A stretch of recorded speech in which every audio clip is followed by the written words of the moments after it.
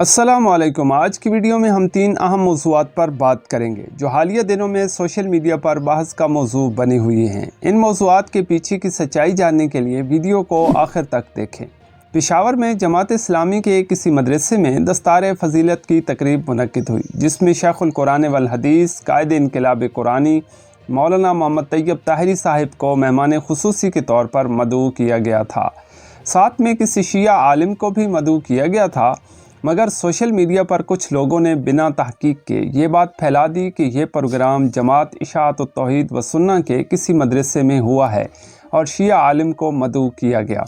حالانکہ حقیقت یہ ہے کہ یہ پروگرام جماعت اسلامی کے مدرسے میں ہوا تھا اور وہ کسی کو بھی مدعو کر سکتے ہیں، بالکل اسی طرح جیسے کچھ دن قبل اسلام آباد میں ایک پروگرام میں لدھیانوی صاحب کے سامنے شیعہ عالم بیٹھا تھا، لیکن اس میں لدھیانوی صاحب کیا کر سکتے تھے کیونکہ میزبان کوئی اور تھا اور وہ کسی کو بھی بلا سکتا تھا۔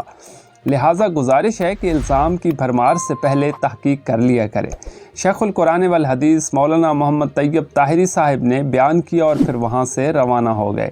دبئی قاہرہ میں حال ہی میں محمد علی مسجد کے اندر ایک شادی کی تقریب منعقد ہوئی، جس میں گانے اور رقص کے ساتھ ساتھ کچھ خواتین بغیر سر ڈھانپے نظر آئیں۔ یہ ویڈیو سوشل میڈیا پر تیزی سے وائرل ہوئی اور لوگوں کی شدید تنقید کا نشانہ بنی۔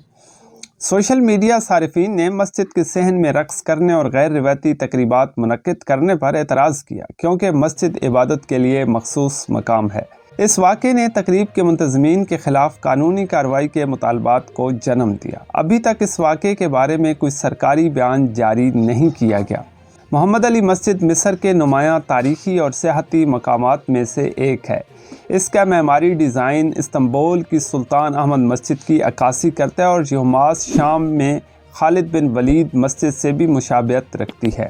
تیسری عام خبر مولانا طارق جمیل صاحب کے حوالے سے ہے۔ ان کا کہنا ہے کہ سود دینے سے کام حرام نہیں ہوتا، بلکہ سود لینے سے کام حرام ہوتا ہے۔ اس بیان پر سوشل میڈیا پر ہنگامہ برپا ہوا اور لوگوں نے مختلف رائے کا اظہار کیا۔ مولانا صاحب کے بیٹے نے وضاحت کی کہ چونکہ مولانا صاحب اوورسیز پاکستانیوں سے مخاطب تھے جہاں سارا نظام ہی سودی ہے، اس لیے انہوں نے کہا کہ اگر آپ کوئی حلال کاروبار کر رہے ہیں اور مجبوری کی وجہ سے سود دیتے ہیں تو وہ حلال کام حرام نہیں ہوگا۔ اس بارے میں آپ کی کیا رائے ہے؟ کیا یہ شریعت کے مطابق ہے؟ اپنی قیمتی رائے کمنٹ باکس میں ضرور دیں۔